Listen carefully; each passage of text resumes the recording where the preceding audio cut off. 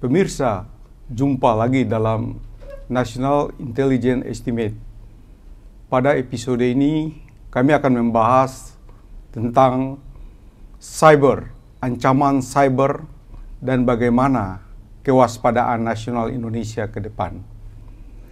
Kita ketahui bersama bahwa kehidupan kita sehari-hari sudah berhubungan dengan digitalisasi, internet, dan ancaman cyber merupakan hal yang sangat mempengaruhi kehidupan kita, baik sebagai masyarakat maupun sebagai negara. Untuk itu sudah bersama saya, Dr. Pratama Persada. Selamat datang, Pak. Selamat, terima kasih, Bung Andrian. Ini ahli cyber kita. Beliau akan menjelaskan dan memprediksi tentang seberapa besar ancaman cyber terhadap Indonesia, baik itu sistem informasinya maupun infrastruktur, termasuk kehidupan kita sehari-hari dengan berkecimpung dalam hal internet, bagaimana kita mengamankan sistem informasi yang kita miliki. Pak Pratama, ya.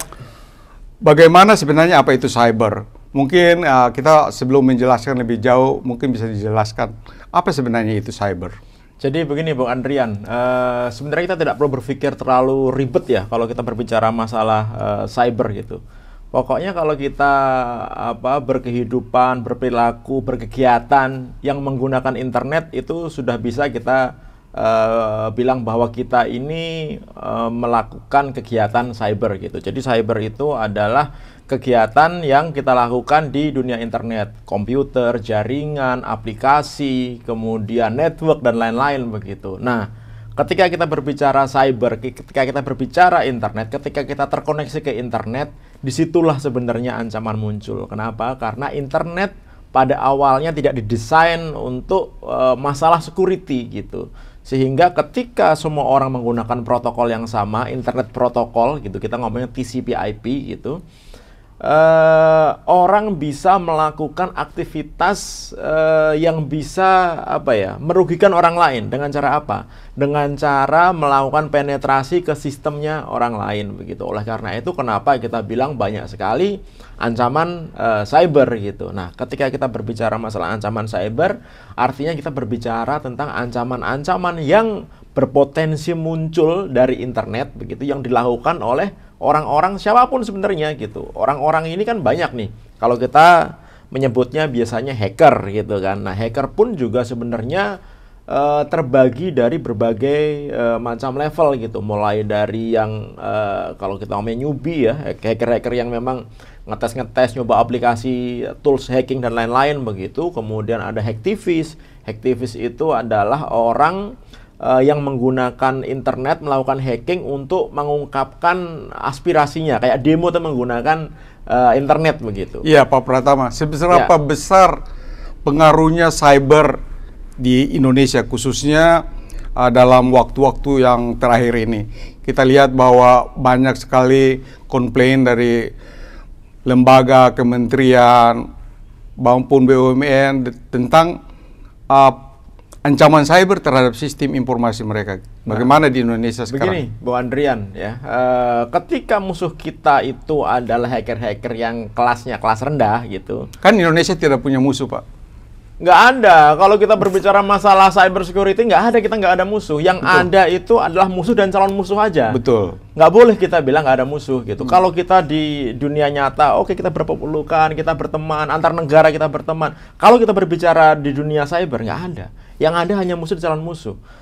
Jadi kalau kita hidup di dunia cyber, kita ini hanya akan menjadi korban atau calon korban. Baik itu kita sebagai individu, sebagai organisasi, atau sebagai negara. Nggak ada itu, kita berteman, kita baik, itu nggak ada gitu. Oleh karena itu, ketika kita tidak memiliki pertahanan yang baik gitu, kita ini akan menjadi korban. Maka tadi saya bilang, ketika musuh kita itu adalah hacker-hacker biasa, gampang kita ngatasinya. Tapi ketika musuh kita itu adalah state atau non-state actor, yang mensponsori si hacker ini gitu, Habis kita. Kenapa? Karena kita belum siap. Indonesia ini habis-habisan belum siap gitu. Kenapa saya belum bilang belum siap gitu? Secara organisasi yang bertanggung jawab terhadap keamanan cyber Indonesia belum siap. Kemudian dari teknologi kita juga belum siap. Orang-orangnya juga belum siap gitu. Sehingga apa yang terjadi? Banyak sekali terjadi kebocoran-kebocoran data di Indonesia. Sebelum kita ke gitu. sana mungkin Dr. Pratama bisa menjelaskan sebenarnya jenis-jenis ancaman cyber terhadap Indonesia itu seperti apa saja? Ya, kalau kita berbicara masalah ancaman cyber, sebenarnya banyak ancaman cyber yang hanya untuk ngetes, untuk mengeluarkan aspirasinya gitu, atau untuk pamer gitu, biasalah itu ya gitu. Kemudian ada yang motifnya ekonomi gitu. Tapi kalau kita berbicara masalah negara, ada motifnya adalah cyber espionage gitu. Motifnya cyber terrorism, dia mau menjadi teroris. Motifnya adalah membuat kekacauan sehingga satu negara ini gaduh dan stabilitas politik keamanannya menjadi terganggu. Dan itu bisa dilakukan semuanya dengan cyber. Jangan dikira bahwa serangan cyber itu adalah hanya angan-angan atau hanya khayalan begitu. Misalnya malware. Ya, contohnya malware gitu. Ya. Ketika tahun 2017 Indonesia terkena sedikit dampak dari malware WannaCry saat itu dampaknya dari malware yang sifatnya zero day. Zero day itu adalah malware yang belum bisa terdeteksi oleh antivirus atau sistem operasi yang sudah diupdate sekalipun gitu. Ketika menyerang, tiba-tiba komputer kita rusak, habis gitu. Begitu habis, kemudian ada malware berikutnya namanya Nopetia. Dia selain menyerang file juga menyerang sistem operasi, sehingga komputer begitu kena ini langsung mati. Begitu komputer terkoneksi ke jaringan, semua komputer dan jaringan itu mati. Kebayang nggak? Kalau satu Indonesia, semua komputernya itu diserang malware dan mati total. Misalkan contohnya bank lah gitu. Misalkan bank diserang malware ini, kemudian semua komputer bank mati total. Kita punya duit di bank, Bung Andrian, nggak ada fungsinya. Kenapa? Kita punya kartu ATM, kita punya sistem internet banking, semuanya terkoneksi ke komputer. Sedangkan komputernya semuanya rusak. Bank punya duit banyak di kasnya, dia nggak tahu itu duitnya siapa. Kebayang nggak? Padahal Bank Indonesia saat ini bukan meminta, hampir memaksa supaya kita semua beralih ke digital payment, cashless society gitu. Jangan nyimpan duit cash kalau bisa.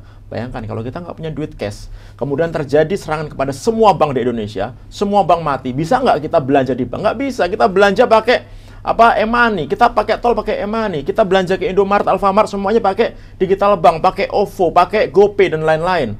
Ketika sistem ini rusak, mohon maaf sebentar. Kalau sistem ini rusak, orang nggak punya duit cash, nggak bisa ngapa-ngapain. Jangan dikira Alfamart, Indomaret itu tidak mau komputer, semuanya komputer. Dan itu kalau itu rusak, kita punya duit nggak bisa kita pakai. Akibatnya apa? Pasti chaos, pasti penjarahan itu semuanya, karena orang butuh makan. Nah, itu yang tidak kita sadari.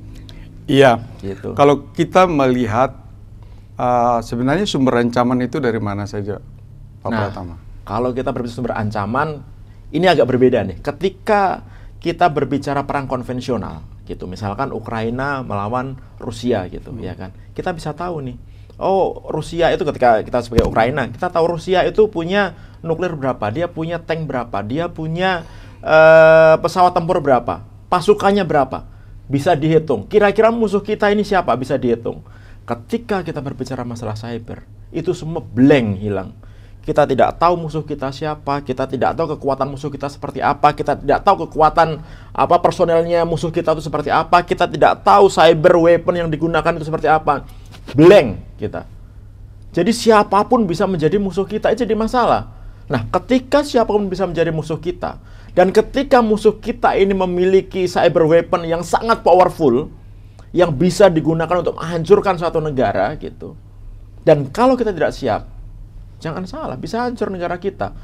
Ketika Amerika berkonflik dengan Iran kan punya instalasi nuklir ya gitu. Ketika Amerika mau menyerang instalasi nuklir Iran, bisa nggak? Nggak bisa. Kenapa? Karena pasti akan jadi perang. Bagaimana cara melumpuhkan instalasi nuklir Iran? Kirim malware. Stuxnet. Begitu dikirimkan ke Iran, masuk menginfeksi sistem jaringan sepersenjataan nuklirnya Iran, lumpuh, nggak bisa digunakan. Tanpa ada satu tetes darah pun yang tercecer. Dr. Pratama, kira-kira bagaimana kondisi keamanan cyber di Indonesia sekarang? Oke, Bang Andrian, kalau kita melihat secara teori ya, gitu, kondisi keamanan cyber Indonesia sudah lumayan bagus. Kenapa? Karena dalam Global Cyber Security Index itu adalah peringkat yang dibuat oleh internasional, gitu. Kalau misalkan kita satu negara peringkatnya di bawah peringkat 50, 51, 52, satu negara itu sebenarnya tidak direkomendasikan menjalankan kegiatan ekonomi digital karena sistem keamanannya lemah. Nah, Indonesia dari tahun 2017 kita peringkat ke-71, kemudian di tahun 2018 kita peringkat ke-40, sekarang kita naik ke peringkat 24. Keren, 24 gitu, ya kan? Di antara 160 negara. Tapi kenyataannya adalah peringkat kita naik, tapi kenyataan dari keamanan cyber Indonesia secara teknis itu senyungsep-nyungsepnya. Nah, bagaimana perkembangan cyber Indonesia? Kenapa saya bilang nyungsep gitu? Karena apa? Karena begitu peringkat kita ini naik gitu, serangan terhadap Indonesia begitu banyaknya. Ada 1,6 miliar anomali serangan yang terdeteksi oleh Badan Siber dan Sandi Negara begitu. Nah, ternyata gitu, kenaikan peringkat kita itu tidak berbanding lurus dengan keamanan cyber yang ada di Indonesia. Buktinya apa? Di tahun 2022, awal 2022 aja, ada beberapa institusi pemerintah yang ternyata mengalami kebocoran data. Ada Bank Indonesia, ada Pertamina, kemudian ada bahkan Badan Siber dan Sandi Negara pun juga tertas gitu sama hacker gitu. Mungkin sebelum mendalami itu mungkin bisa menjelaskan apa itu keamanan cyber sebenarnya. Ya. Apa itu keamanan cyber yang harus kita miliki? Jadi keamanan cyber itu adalah suatu sistem yang kita gunakan, yang kita miliki untuk mengamankan sistem komputer yang ada di organisasi kita gitu. Kalau kita di Indonesia ini sering nyebut penyelenggara sistem elektronik. Jadi penyelenggara sistem elektronik ini wajib mengamankan sistemnya sehingga ketika ada orang yang tidak bertanggung jawab mencoba masuk ke dalam satu sistem tersebut, masuk itu bisa mencuri data, bisa merusak data, bisa memodifikasi data, atau ngapain aja gitu. Sistem ini bisa resisten, bisa kuat melawan aktivitas-aktivitas hacking ini gitu. Nah, kalau kita memiliki sistem yang kuat gitu, artinya apa? Artinya kita memiliki ketahanan terhadap serangan-serangan cyber. Nah, saya tambahin sedikit ya. Ketika kita berbicara masalah kekuatan cyber, keamanan cyber, itu bukan hanya komputer yang harus kita amankan, bukan hanya teknologinya yang harus kita amankan. Karena ketika kita berbicara keamanan cyber itu ada beberapa aspek yang perlu kita bahas. Yang pertama adalah selain teknologinya, hardware-nya, servernya, komputernya gitu, kita juga butuh mengamankan SDM-nya, sumber daya manusianya. Ini penting sekali sumber daya manusia nih. Kenapa? Karena sumber daya manusia ini nanti yang mengawaki teknologi ini. Banyak teknologi-teknologi yang canggih, yang hebat, itu hancur berantakan gara-gara SDM tidak bisa mengawakinya. Kemudian selain teknologi, kemudian SDM, ada lagi masalah tata kelola. Bagaimana mengelola sistem yang kita miliki, bagaimana membuat aturan, bagaimana membuat policy, dan lain-lain begitu. Nah, teknologi, SDM, tata kelola ini menjadi hal yang penting ketika kita berbicara masalah keamanan cyber. Plus satu lagi adalah komitmen pimpinan gitu. Kenapa saya bilang komitmen pimpinan? Kadang-kadang pimpinan itu hanya menyuruh, tolong kamu amankan dong kita dari serangan hacker gitu. Orang IT suruh kerja 24 jam untuk mengamankan sistemnya gitu. Tetapi tidak dikasih anggaran untuk membeli peralatan, tidak diberikan SDM yang berkompetensi gitu. Ketika mereka mengajukan untuk training atau upgrading kapasitas SDM-nya tidak dianggap gitu, itu namanya tidak ada komitmen pimpinan. Terakhir adalah regulasi. Nah, regulasi nanti akan kita bahas. Ada banyak regulasi yang perlu ada di Indonesia ini. Kita lihat bahwa sistem informasi dan komunikasi ini kan banyak kita beli dari luar. Ya. Bagaimana, apakah bisa dipertanggungjawabkan keamanannya? Karena sering kita mendengar ada yang namanya backdoor dan lain-lain. Ya, kalau kita berbicara masalah teknologi, pasti tidak ada satupun teknologi yang benar-benar bisa mengamankan kita. Tidak ada satupun teknologi yang benar-benar secara, kalau saya bilang innocent gitu ya, itu membantu kita gitu. Jadi kita memang harus memilih benar teknologi apa yang akan kita beli gitu. Contohnya misalkan ketika kita beli barang dari Cina. Barang dari Cina itu di Amerika itu di blacklist gitu. Misalkan Huawei gitu. Itu di blacklist dari Amerika gitu. Kenapa? Karena terindikasi di situ ada malware-nya. Walaupun apa namanya, memang kita tahu ada konflik antara Amerika dan Cina ya gitu. Tetapi memang kita harus mengerti bahwa ketika kita memiliki teknologi gitu, ketika kita membeli teknologi, kita harus tahu benar teknologi apa yang kita beli tersebut begitu. Dan harus kita pastikan bahwa tidak ada backdoor, tidak ada malware, tidak ada jalan belakang begitu terhadap teknologi yang kita beli itu. Nah, ini yang kadang-kadang kurang disadari oleh contohnya institusi pemerintah gitu. Kenapa? Karena ketika mereka membeli barang, kemudian barangnya deliver gitu, mereka tidak memiliki SDM yang cukup untuk mengoperasikan barang ini, sehingga mereka masih tergantung terhadap vendor kalau kita bilang ya gitu, sehingga vendor masih punya akses terhadap barang ini, padahal barang ini digunakan untuk mengamankan negara gitu. Kan lucu gitu. Nah, ini yang beberapa masalah yang sering terjadi di Indonesia. Ya, satu lagi masalah standarisasi. Ya. Bagaimana Bapak melihat standarisasi teknologi yang kita miliki sekarang? Nah, kalau kita berbicara masalah, kan di Eropa, Amerika, Cina itu kan punya standar yang berbeda. Iya, tapi kalau kita berbicara masalah standarisasi, kalau kita berbicara teknologi ya, apalagi pengaman informasi, itu hampir nggak ada standarisasinya. Kenapa? Harusnya memang Badan Siber dan Sandi Negara menjadi institusi yang paling bertanggung jawab ketika ada barang yang berhubungan dengan keamanan informasi yang dibeli oleh Indonesia gitu, baik pemerintah ataupun di swasta gitu. Tetapi ketika kita berbicara masalah standarisasi, rata-rata yang distandarisasi itu hanya teknologinya, kemudian bagaimana radiasinya dan lain-lain. Tapi masalah keamanannya belum gitu. Nah, oleh karena itu harus hati-hati. Contohnya misalkan Jerman gitu. Jerman punya lembaga intelijen yang sangat hebat gitu. Amerika punya lembaga intelijen yang sangat hebat. Swiss sebenarnya nggak terlalu punya lembaga intelijen yang sangat hebat. Tapi di Swiss ada pabrik mesin sandi gitu. Namanya adalah Crypto AG gitu. Yang itu produknya itu dijual di seluruh negara, termasuk Indonesia. Kita menggunakan produk itu sejak berpuluh-puluh tahun yang lalu. Jadi kita membeli barangnya, produknya, kemudian kita satu lembaga sandi negara beli, Badan Intelijen Negara beli, BAIS TNI beli, gitu, Kejaksaan beli, semuanya beli nih gitu. Kemudian digunakan untuk melakukan pengiriman berita rahasia, termasuk seluruh KBRI kita yang di Indonesia menggunakan mesin ini sejak puluhan tahun yang lalu. Bayangkan. Ternyata beberapa tahun yang lalu, 1-2 tahun yang lalu, baru terdeteksi bahwa di dalam mesin sandi yang dijual oleh Crypto AG, perusahaan dari Swiss ini, ternyata ada backdoor yang disponsori oleh intelijen Amerika dan intelijen Jerman. Jadi selama berpuluh-puluh tahun sebenarnya, negara kita bersama ratusan negara yang lain itu melakukan pengamanan informasi tanpa tahu bahwa ternyata mesin yang kita gunakan itu ada backdoornya. Coba. Itu karena apa? Ya karena kita tidak ngecek benar bahwa ketika kita membeli suatu peralatan, membeli suatu barang, itu kita masih belum bisa memastikan bahwa barang ini benar-benar bekerja sesuai peruntukannya. Tidak ada jalan belakang, tidak ada backdoor dan lain-lain. Gitu Bung Adrian. Iya. Kalau bicara tentang keamanan cyber kan kita tidak terlepas dari BSSN. Ya. Badan Sandi dan Siber Nasional. Badan Siber dan Sandi Negara. Ya. Dan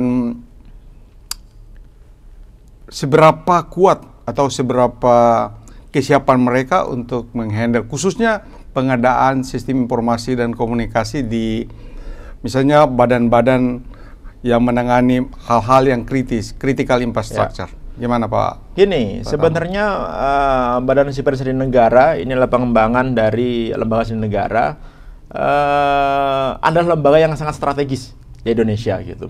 Lembaga teknis yang sangat strategis yang harusnya paling bertanggung jawab terhadap keamanan cyber yang ada di Indonesia. Yang jadi masalah adalah saya tidak tahu kenapa, tapi akhir-akhir ini ternyata Badan Siber dan Sandi Negara pun seperti tidak ada seperti kurang lah fungsinya untuk mengamankan kondisi keamanan cyber Indonesia. Karena apa? Terlalu banyak terjadi kebocoran data, terlalu banyak terjadi peretasan. Beberapa bulan kemarin, kita dapat info ada 3.714 website pemerintah yang diretas. Bayangkan. Artinya apa? Hampir seluruh kementerian lembaga di Indonesia ini sudah diretas. Padahal, kira-kira apa keamanan ini adalah tanggung jawab dari Badan Siber dan Sandi Negara. ketika tanya kenapa penyebabnya, banyak gitu. Antara lain adalah kurangnya security awareness dari masing-masing pimpinan dari kementerian lembaga ini. Mereka tidak berpikir bahwa keamanan cyber ini penting gitu. Nggak usahlah kita ngomong kementerian lembaga gitu. Presiden kita lah contohnya. Nggak apa-apa nih ngomong presiden ya gitu. Contohnya presiden kita lah gitu. Kita sudah melihat berkali-kali ada puluhan kepala negara di dunia ini gitu yang disadap oleh orang-orang tidak bertanggung jawab karena menggunakan aplikasi WhatsApp. WhatsApp itu gampang disadap dengan menggunakan malware Pegasus buatan NSO Israel. Ya kan? Sudah tahu nih, korbannya udah banyak nih. Dan mereka tetap menggunakan. Dan di Indonesia gitu, saya sudah berkali-kali ngomong, janganlah Pak Presiden itu menggunakan WhatsApp. Janganlah menteri-menteri itu menggunakan WhatsApp gitu. Janganlah pejabat-pejabat tinggi itu menggunakan WhatsApp. Kenapa? Terus harus menggunakan apa, Pak? Ya harus punya aplikasi sendiri dong. Harus punya aplikasi sendiri. Nah, nanti terserah nih ya siapa yang mau mensuplai aplikasi ini. Entah Badan Siber Negara, entah Badan Intelijen Negara, atau misalkan BRIN, atau siapapun. Kita harus punya ini sistem komunikasi private gitu, tertutup untuk pejabat pemerintahan kita. Harus punya dong. Kalau kita menggunakan WhatsApp, menggunakan WA, oke lah, misalnya nggak ada yang menyadap lah. Kita tahu WA itu punya siapa sih? Punyanya Meta, dulunya Facebook gitu. Meta ini perusahaan apa sih? Ada di mana sih dia? Meta kan perusahaan yang ada di Amerika. Dan servernya ada di sana. Dan semua server di sana. Dan kita perlu tahu, Bung Andrian, di Amerika itu ada namanya undang-undang namanya Foreign Intelligence Surveillance Act. Yeah. Jadi pemerintah itu boleh melakukan penyadapan ke semua institusi yang ada di Amerika, baik pemerintah ataupun swasta. Jadi perusahaan-perusahaan teknologi yang ada di sana itu wajib memberikan akses kepada pemerintah Amerika, dalam hal ini National Security Agency, NSA, kemudian US Cyber Command, dan lain-lain, ketika diminta oleh negara. Ya kan? Ya pasti ketika negara Amerika meminta informasi dari perusahaan-perusahaan yang ada di Amerika, ya pasti dikasih lah, masa enggak gitu. Nah, kita menggunakan solusi dari mereka. Kebayang nggak? Jadi percuma kita berbicara masalah security, kita berbicara masalah strategi negara, kita berbicara masalah politik, kita berbicara masalah rahasia negara, kalau kita masih menggunakan aplikasi-aplikasi yang disuplai oleh negara-negara asing itu. Yang tentu saja mereka itu pengen sekali mendapatkan informasi dari kita. Itu menjadi masalah. Gitu. Oke. Sekarang permasalahan sudah jelas. Dan kita tahu bahwa kita banyak sekali mempunyai kelemahan di bidang ini. Bagaimana meningkatkan kewaspadaan kita ke depan? Gini, sebelum kita berbicara masalah mengenai kewaspadaan, mungkin saya mau menjelaskan ada beberapa masalah klasik cyber security yang ada di Indonesia gitu. Ada 7 masalah klasik yang ada di Indonesia. Yang pertama, visi keamanan cyber tidak terintegrasi. Coba sekarang kita lihat, stakeholder cyber Indonesia ada siapa aja? Ada Badan Siber dan Sandi Negara, ada Kominfo, Kementerian Informasi gitu kan. Kemudian ada Satuan Cyber di TNI. Kemudian ada Intelijen Cyber di Badan Intelijen Negara. Kemudian ada Cybercrime di Mabes Polri. Ada Cyber Defense di Kementerian Pertahanan. Itu mereka visinya beda-beda gitu. Antara presiden, antara menteri dengan kepala BSSN, kepala BIN, nggak ada tuh yang memiliki visi satu gitu. Kita mau ngapain ini gitu? Indonesia mau kita bawa kemana? Nggak ada gitu. Mereka duduk bareng, pemimpin-pemimpin duduk bareng, kemudian membagi pekerjaannya. Oh, BSN ngapain ini? BIN harus ngapain ini? Kemudian Satuan Cyber TNI harus ngapain nih? BAS TNI harus ngapain? Kemhan harus ngapain? Nggak ada tuh sampai sekarang gitu. Visinya masih belum satu. Kemudian kedua, kualitas dan kuantitas SDM yang berhubungan dengan cyber security masih kurang. Kenapa saya bilang masih kurang? Karena investasi terhadap SDM di Indonesia ini dianggap investasi yang mahal. Coba tanyalah semua kementerian lembaga lah gitu. Untuk beli server yang harganya 5 miliar, beli firewall yang harganya 2 miliar, bayar license yang sebulan 3 miliar, itu dianggarkan gampang, murah gitu. Tapi untuk upgrade SDM misalkan sertifikasi Certified Ethical Hacker gitu, yang harganya cuma 14 juta, mungkin ngajunya sekarang, disetujunya mungkin 3 tahun lagi gitu. Sedangkan ilmu hacking itu berkembang bukan tiap jam, tapi tiap detik gitu. Nah, kualitas saja masih terbatas. Kemudian kita tahu bahwa di Indonesia ini mulai anak-anak kecil, Bung Andrian, gitu, itu udah terkoneksi ke internet. Semua anak-anak itu udah ngerti internet gitu. Bahkan ibu-ibu sekarang ini kalau misalkan anaknya nangis dikasih handphone supaya connect internet. Pandemi ini memboosting lagi gitu, sehingga semua orang di Indonesia ini dipaksa untuk koneksi ke internet. Ibu-ibu rumah tangga yang dulu nggak ngerti masalah Zoom meeting, tidak ngerti masalah Google Classroom dan lain-lain, sekarang wajib tahu karena anaknya harus sekolah di sana. Akhirnya semua orang terkoneksi ke internet. Ada 202,4 juta masyarakat Indonesia yang saat ini sudah terkoneksi ke internet begitu. Nah, ketika anak kecil ini kan nggak ngerti apa-apa. Ya kan, ketika connect internet, sedangkan di internet itu ancaman untuk masyarakat sangat banyak sekali. Contohnya misalkan seks predator untuk anak, kemudian penipuan-penipuan, kemudian skimming, scam dan lain-lain. Banyak orang kena love scam dan lain-lain begitu. Ini banyak ancamannya nih. Nah, kalau banyak orang Indonesia koneksi ke internet, dia nggak ngerti bagaimana harus bertindak di internet, bagaimana hidup di internet, pasti akan berantakan nanti negara kita. Oleh karena itu, kurikulum pendidikan itu harus ada. Betul. Ini Pak Nadiem ini harus berpikir nih, Menteri Pendidikan ini gitu.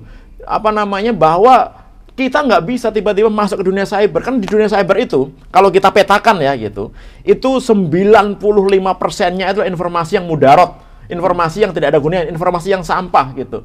Kalau orang masuk ke internet gitu, kemudian ternyata dia terkena informasi-informasi sampah, ancaman-ancaman yang begitu banyaknya, akhirnya apa? Dia jadi generasi yang rusak nantinya. Oleh karena itu perlu ada kurikulum pendidikan. Mulai dari level, misalkan dari TK, SD, SMP sesuai dengan jenjangnya. Hukum, kebijakan cyber belum selesai. Undang-undang ITE yang sekarang ini menjadi dasar utama kita di Indonesia, ternyata juga perlu direvisi dan sampai sekarang belum direvisi. Undang-undang perlindungan data pribadi sampai sekarang juga masih deadlock. Sudah 3 kali masa sidang plus 2 kali masa sidang, ternyata masih deadlock karena tidak ada kesepakatan antara pemerintah sama DPR. Undang-undang keamanan dan ketahanan cyber yang harusnya kita miliki, yang diinisiasi oleh DPR dan BSSN, ternyata isinya nabrak sana nabrak sini gitu, akhirnya juga dinolkan undang-undang ini. Ini kita nggak ada nih undang-undang nih. Jadi kalau sekarang ini ada institusi baik pemerintah ataupun swasta penyelenggara sistem elektronik, kemudian terjadi kebocoran data gitu, yang mengakibatkan kerugian, ini kan rugi banget ini. Contohnya misalnya sekarang Bung Andrian tiap hari terima nggak SMS tawaran dari judi, slot gitu, atau pinjaman tanpa akun lain, kita kan semua dapat itu kan gitu. Dari mana itu dapat? Dari kebocoran data. Nah, penyelenggara sistem elektronik yang karena kelalaiannya menyebabkan kebocoran data, contohnya Tokopedia ada 1 juta data gitu yang bocor gitu. Kemudian Bukalapak, Bhinneka, bahkan BPJS Kesehatan 279 juta data gitu. Udah nggak ada yang private ini data ini. Nah, ketika tidak ada yang private gitu, lembaga-lembaga yang membocorkan data ini gitu, yang karena kelalaian terjadi kebocoran data, itu nggak kena hukuman, itu jadi masalah. Sehingga santai-santai aja lenggang-lenggang kangkung. Contoh Tokopedia nih, saya juga nomor saya termasuk yang bocor Tokopedia. Nggak ada tuh sampai sekarang tuh minta maaf gitu, atau memberikan edukasi kepada customernya, nggak ada dong. Mereka menempatkan dirinya sebagai victim, sebagai korban. Nggak boleh gitu dong. Anda sudah dapat untung banyak dari data yang Anda simpan. Harusnya Anda ini bertanggung jawab ketika terjadi kebocoran data. Nah, nggak ada tuh undang-undang yang bisa menjerat mereka. Sehingga akibatnya apa? Sehingga akibatnya mereka masih lenggang-lenggang kangkung. Di Indonesia ini ada 2 aturan yang digunakan, yaitu adalah peraturan pemerintah tentang PSTE, Penyelenggara Sistem Transaksi Elektronik, PPPSTE itu nomor 71.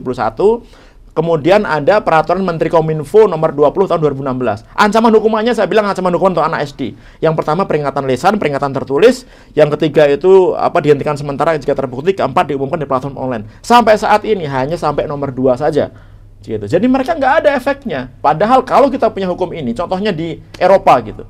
Di Eropa itu punya undang-undang General Data Protection Regulation. Kalau sampai 1 saja ada data pribadinya orang Eropa yang dibocorkan oleh platform itu bisa kena denda sampai 20 juta euro, kebayang nggak? Sehingga mereka berlomba-lomba untuk mengamankan sistemnya. Nah, Indonesia belum. Kurangnya kesadaran informasi, ini penting sekali nih. Banyak pejabat-pejabat kita, terutama decision maker, yang tidak berpikir bahwa keamanan informasi ini penting. Contohnya misalkan, dia naruh password wifi gede-gede di tembok gitu. Atau dia naruh password di layar monitornya gitu. Atau misalkan handphonenya tidak di-pin atau tidak di-password gitu. Banyak hal, apalagi ketika kita berbicara masalah institusi. Banyak yang tidak berpikir bahwa keamanan informasi ini butuh budget, butuh biaya. Bayangkan, Badan Siber Negara yang diberi tanggung jawab untuk mengamankan keamanan cyber di Indonesia. Tahun ini berapa budgetnya? Hanya 500 miliar, Bung. 500 miliar. 500 miliar, 300 miliar habis untuk belanja rutin, 100 miliar habis untuk license dan lain-lain, 100 miliar untuk operasional. Mau apa operasional 100 miliar untuk ngamanin satu negara ini? Mungkin nggak? Gitu. Nah ini terus di mana nih di mana orang-orang yang punya pemikiran decision maker gitu, yang berpikir masalah keamanan informasi? Nggak ada. Ego sektoral, tadi Bung Andreas sudah menyebutkan. Ego sektoral ini adalah kata-kata yang gampang diucapkan gitu. Koordinasi, kolaborasi gitu gampang diucapkan, tapi susah sekali untuk diterapkan. Ini gara-gara ini. Nggak ada tuh mereka mau duduk bareng, tadi sempat kita bahas. Kemudian sistem misalkan cyber threat intelligence, siapa yang penanggung jawabnya? National SOC, Security Operation Center, siapa penanggung jawabnya gitu. Jadi anggaran itu nanti akan dibagi-bagi. Oke, ini penanggung jawab gitu. Sekarang nggak mau. Semua berpikir bahwa ini adalah tanggung jawab saya gitu. Saya ini yang paling berkuasa, saya ini yang paling kuat gitu. Sehingga nggak pernah ini kerjasama. Akibatnya apa? Nggak jelas. Contohnya misalkan, ini lucu nih. Kemarin saya baru ada diskusi di DPR RI gitu. Beberapa bulan yang lalu, Mustang Panda, grup hacker yang state sponsor yang ada di Cina, itu berhasil melakukan peretasan ke Indonesia. Ya, peretasan ke Indonesia, ada 10 kementerian lembaga strategis yang diretas, yang dipublikasi baru 1, Badan Intelijen Negara. Artinya masih ada 9 lainnya lagi dong. Nah, 9 lainnya lagi ini. Diretas nih maksudnya datanya diambil? Datanya diambil, datanya dicuri, gitu. Dan ketika kita berbicara... Dan itu kan bahaya sekali, Pak. Bahaya sekali dong. Kalau kita berbicara data negara, bahaya sekali. Kenapa? Kan di situ hal-hal ada yang sensitif, yang rahasia. Intelijen. Coba bayangkan kalau Badan Intelijen Negara diretas gitu. Di situ ada hasil operasi, ada hasil operasi intelijen, ada macam-macam. Dan bisa dijual oleh hacker. Dan bisa dijual. Tapi kalau ini kayaknya dia nggak akan jual. Kenapa? Karena di state sponsor. Sudah ada yang bayarin ini, hacker ini. Sudah ada yang modalin. Unlimited modalnya gitu. Makanya kita bilang namanya APT, Advanced Persistent Threat gitu. Serangannya itu APT yang disponsori oleh negara gitu. Nah, kembali lagi di sini. Negara atau grup ya. Kita lihat, Badan Siber Negara membuat NSOC. Dia pasang sensor nih di kementerian lembaga, oke? Harusnya dia tahu dong kalau ada serangan. Badan Intelijen Negara pasang sensor juga. Kemudian Kominfo pasang sensor juga. Sampai detik ini, ketika saya bertanya kepada institusi ini, jadi selain Badan Intelijen Negara, siapa lagi lainnya yang diretas? Nggak ada yang bisa jawab. Kebayang nggak? Jadi artinya apa? Artinya mereka memiliki teknologi yang harusnya bisa mendeteksi serangan, ternyata tidak berfungsi dengan baik. Gitu. Kenapa tidak berfungsi dengan baik? Karena ini mereka tidak bersepakat bahwa mereka mau duduk, siapa yang memonitor ini, nanti bagaimana teknologi apa yang kita gunakan, bagaimana melakukan integrasi dan lain-lain. Selama ini masih ada, nggak akan bisa kita menjamin keamanan cyber yang ada di Indonesia. Kemudian yang terakhir adalah belum adanya standar pelindungan infrastruktur kritis gitu. Alhamdulillah kemarin baru ditandatangani Perpres tentang perlindungan information critical infrastructure di Indonesia gitu. Ini udah cukup bagus. Jadi critical infrastructure bukan objek vital ya gitu. Kadang-kadang orang suka salah nih ngomongin critical infrastructure bilangin objek vital gitu. Kalau critical infrastructure itu adalah infrastruktur yang kalau misalkan terjadi kelumpuhan efeknya negara gitu. Misalkan telekomunikasi, kemudian pertahanan, kemudian pangan, kemudian kesehatan dan lain-lain begitu harus kita bedakan. Nah, ini belum ada, tapi kemarin sudah mulai ada Perpresnya. Nah, ini penanggung jawabnya nanti juga harus kita omongkan gitu. Karena nggak bisa kalau BSSN sendirian kerja nggak bisa. Nggak bisa nih Bung Andrian nih untuk menghadapi ancaman yang begitu luasnya. Saya bilang tadi ancaman, kenapa saya bilang ancaman begitu luasnya? Karena musuhnya nggak jelas gitu. Bisa semua negara ini menjadi musuh kita gitu. Karena Indonesia ini kayak gadis cantik loh. Kenapa? Karena orang-orang sekarang mau berinvestasi ke Indonesia. Betul. Indonesia ini jadi negara hebat. Bahkan di tahun 2045 diramalkan menjadi top 5 the biggest country in the world. Gitu. Ya, Dr. Pratama. Ya. Ini kan kita lihat 7 masalah itu. Ya. Kan di kementerian, lembaga, kan tidak kurang kurangnya banyak orang ahli IT Ya. hebat. Apa yang terjadi nih? Sebenarnya kan banyak orang ahli IT, ahli cyber Indonesia. Iya, percuma kita punya ahli IT, ahli cyber, tapi ketika kita berbicara masalah organisasi, gitu, pimpinannya tidak aware terhadap hal ini, Bung Andrian. Apa tidak diinformasikan atau? Diinformasikan dong, apa namanya, tahu dong. Contohnya misalkan BPJS Kesehatan, ini contoh nyata nih gitu. Ada 279 juta data yang bocor. Kemudian direkturnya bilang, enggak kok, yang bocor hanya 100.000 gitu, yang lainnya aman gitu. Karena yang ditaruh di internet sebagai sampel itu adalah 100.000. Artinya apa? Si hacker naruh 100.000 itu kan sebagai untuk contoh, data yang saya jualin data beneran loh gitu. Ya kan? Artinya apa? Dia udah punya 279 juta data tadi gitu. Tapi apa namanya, lembaga yang bertanggung jawab bilang bahwa nggak ada kok itu gitu. Sekarang kita bicara Mereka gimana inilah saya juga speechless nih. Yeah. Misalkan Anda rampok ini, berhasil merampok ke rumah, di situ ada 100 kg emas gitu. Yeah. Ya masa dia mau ngambil 1 kilonya aja, yang 99 kilo ditinggal gitu. Mungkin nggak? Ya nggak akan mungkin lah, pasti akan diambil semuanya gitu. bisa nggak kita recovery? Oh, bisa sekali. Bisa sekali. Gimana Di, menurut saran di Pak Indonesia Pratama? ini banyak sekali orang-orang pintar, Bung Adrian. Banyak sekali orang-orang hebat gitu. Hacker-hackernya juga hacker-hacker hebat. Banyak apa namanya engineer-engineer sangat hebat gitu. Yang jadi masalah adalah bagaimana mengumpulkan orang-orang ini, direkrut, kemudian apa namanya dipilih, kemudian digunakan untuk melakukan pertahanan negara. Kira-kira siapa yang paling tepat untuk melakukan itu? Lembaga mana atau kementerian mana? Kan tidak bisa kita bilang ini loh kerjanya BSSN saja. Ya. Kan ini masalahnya sangat luas. Nah, kalau kita berbicara lembaga mana yang paling bertanggung jawab, ya di Indonesia ini Badan Siber dan Sandi Negara itu adalah lembaga yang diberi wewenang oleh Presiden untuk memanage masalah keamanan cyber Indonesia gitu. Harusnya ada di BSSN. Tapi bukan berarti bahwa di tempat lain enggak. Badan Intelijen Negara juga penting menurut saya. Punya apa namanya tim gitu khusus gitu. Kalau kita bilangnya tim offense itu red team sama blue team untuk defensif gitu. Yang memang apa namanya memiliki kemampuan sesuai dengan tupoksinya organisasinya masing-masing gitu. Nah, orang-orang ini perlu direkrut selain internalnya mereka ya, SDM internalnya ya. Upgrading SDM ini penting gitu. Teknologi itu bisa dibeli, Pak. Apa namanya, Bung Adrian gitu. Teknologi banyak teknologi bisa kita beli, asal kita punya duit bisa kita beli gitu, ya kan. Kemudian policy itu bisa kita buat gitu. Tapi SDM ini yang susah nih gitu. Ini kita harus teliti nih. SDM itu bukan hanya SDM teknikalnya, tapi juga SDM para pimpinannya gitu. Nah, ini apa namanya hal yang memang harus kita pikirkan bagaimana kita mengelola ini. Nah, nggak bisa nanti juga kita bilang bahwa oke, BSSN nanti akan bertanggung jawab. Nggak akan bisa, udahlah, nggak akan bisa. Kalau mau kita nyontoh gitu, kita contohnya misalkan kalau di Amerika ya gitu, walaupun apa namanya mereka juga sebenarnya kalau kita berbicara masalah intelijen dan cyber juga musuh gitu, tapi di Amerika itu ada organisasi bagus namanya US Cyber Command gitu. Di bawahnya ada organisasi di bawahnya gitu yang mereka berkoordinasi gitu, berkolaborasi sehingga ketika ada serangan satu kementerian yang lainnya itu langsung support, oh nggak akan terjadi serangan lain lagi gitu.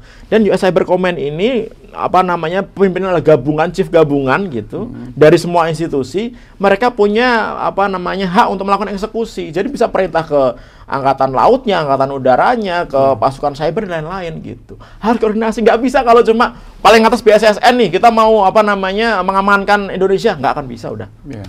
Gitu. 2045 kita akan menjadi Indonesia emas. Ya. Indonesia yang maju, berdaulat, adil dan makmur.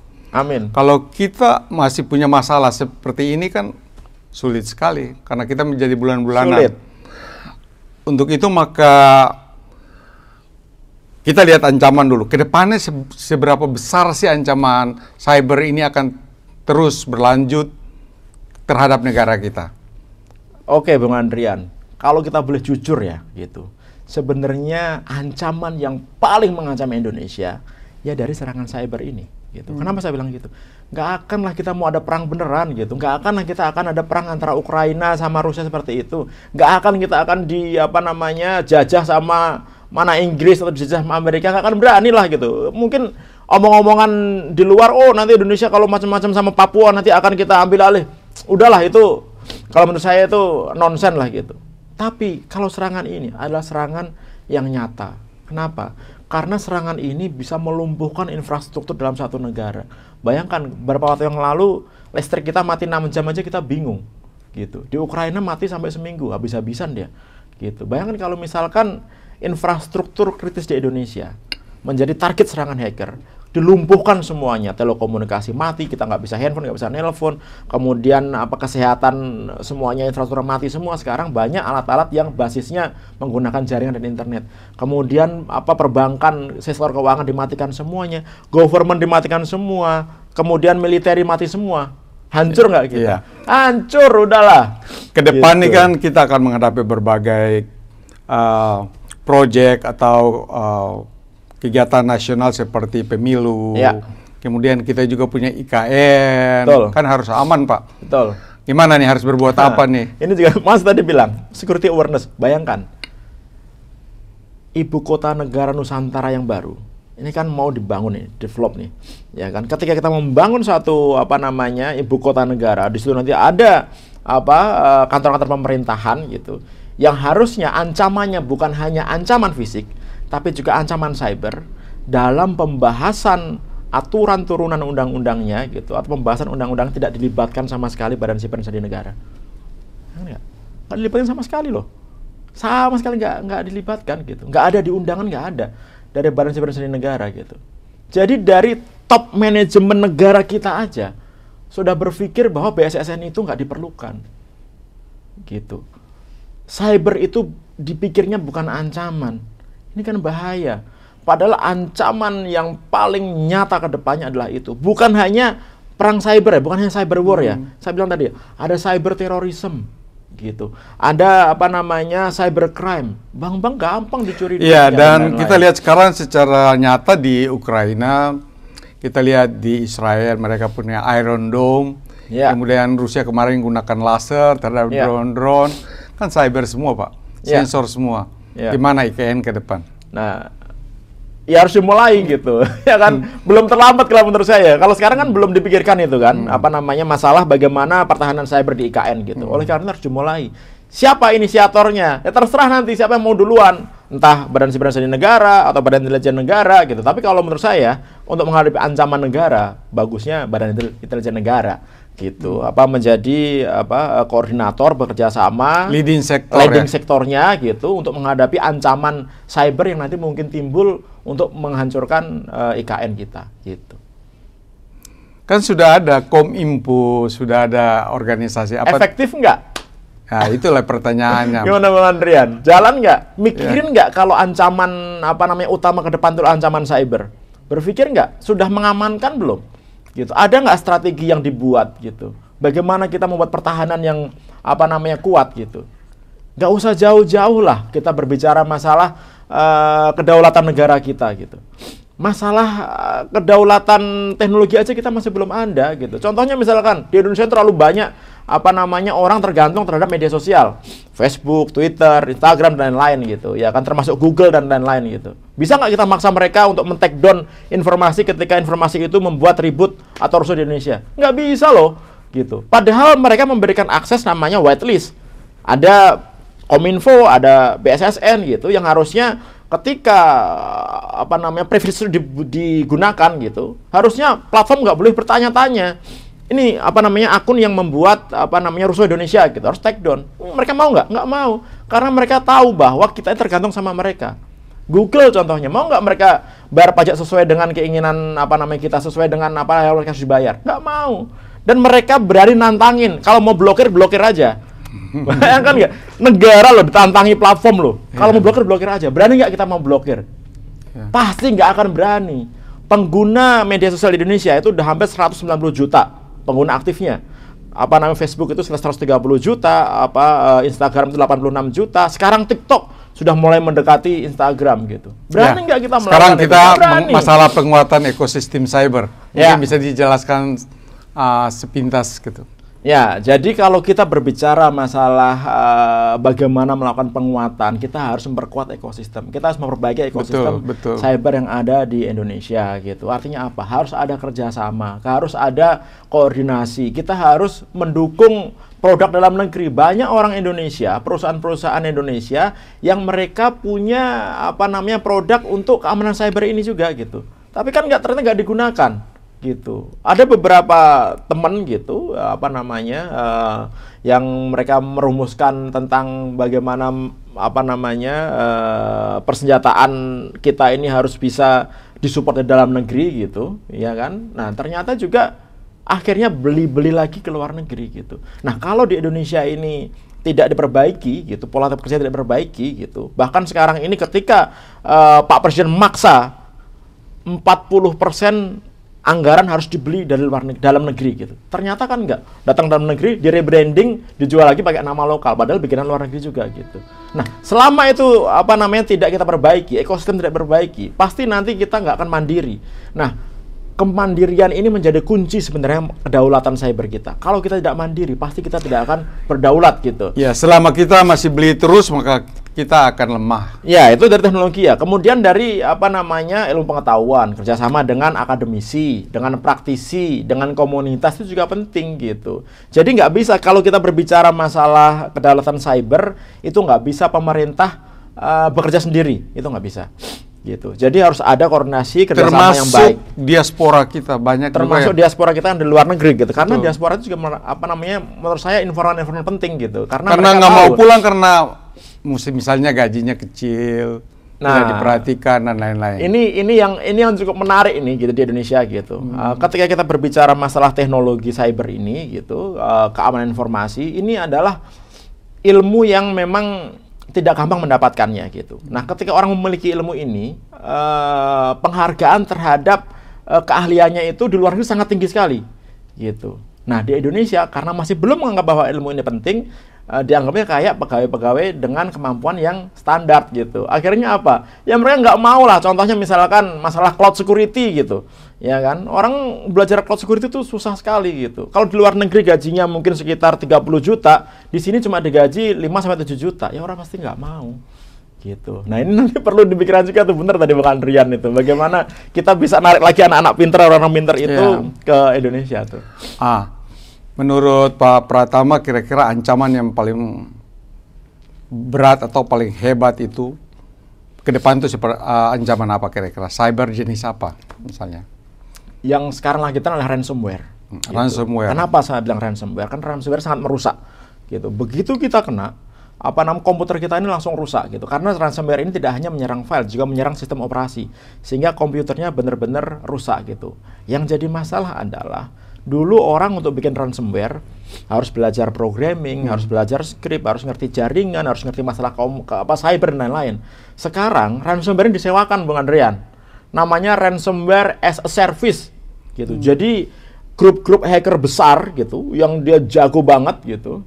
Nah, dia menyewakan toolsnya kepada orang-orang yang mau kerjasama dengan mereka.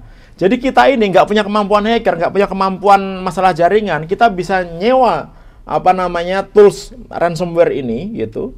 Kemudian nanti begitu kita gunakan untuk melakukan penyerangan, hasilnya kita bagi dua sama pemiliknya ini. Ngeri nggak? Iya. Gitu. Karena menyinggung itu mungkin bukan masalah ini, tapi masalah cryptocurrency. Mungkin masalah security.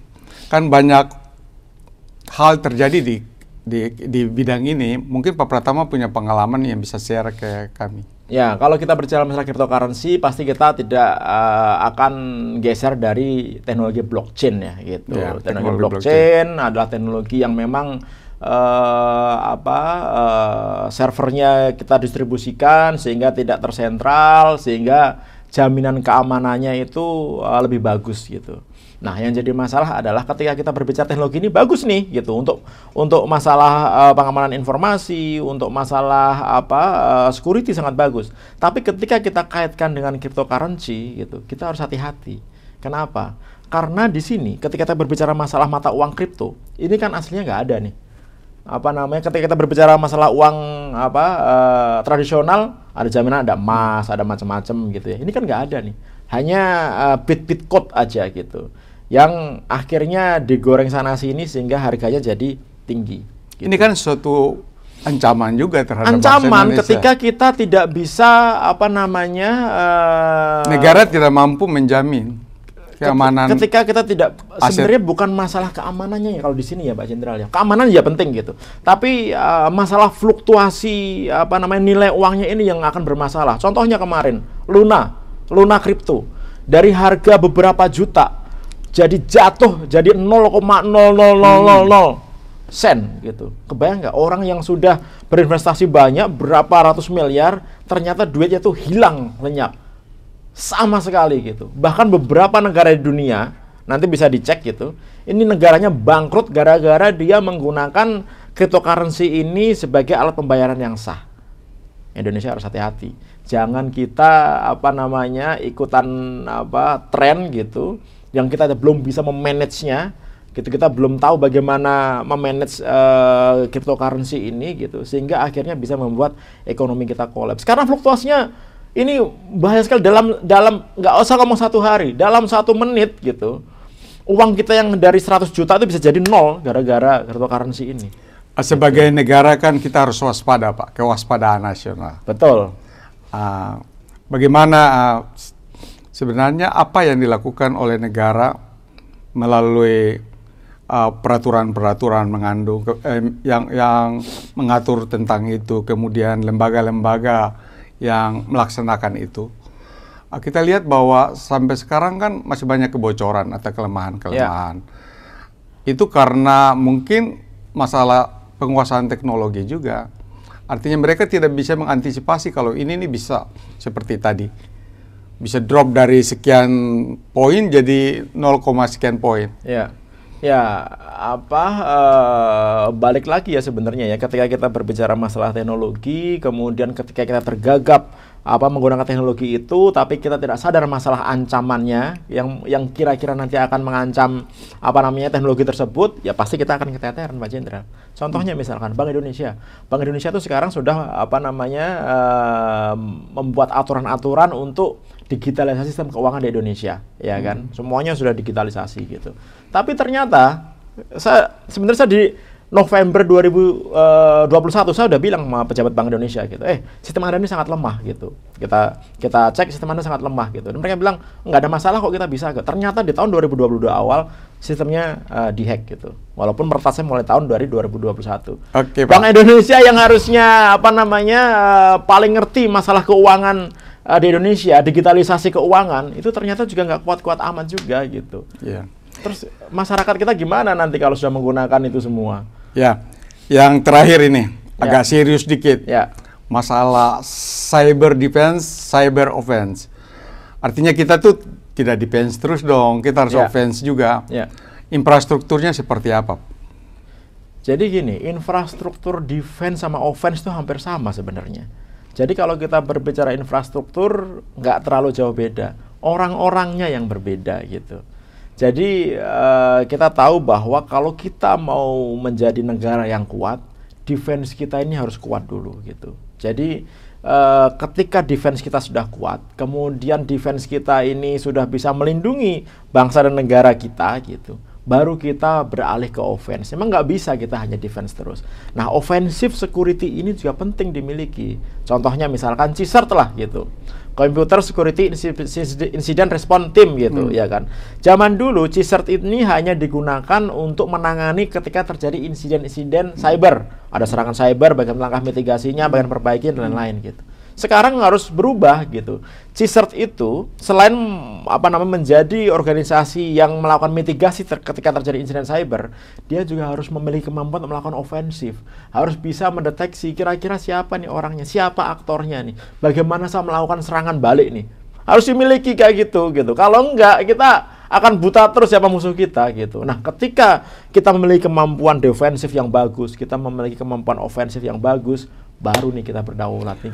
Menurut Dr. Pratama, apakah sudah saatnya Indonesia memiliki misalnya cyber battalion, cyber command di TNI dan lain-lain? Udah wajib hukumnya punya kalau menurut saya. Wajib hukumnya. Tapi kembali lagi, jangan ini hanya digunakan untuk pembuatan organisasi, naruh orang, jadiin pangkat, kemudian fungsinya nggak ada. Yeah. Nah, itu nggak boleh tuh. Kalau kita mau serius, bikin cyber command yang benar gitu, kasih anggaran yang benar gitu, taruh orang-orang yang benar, Kemudian lakukan pekerjaan yang benar. Itu yang benar.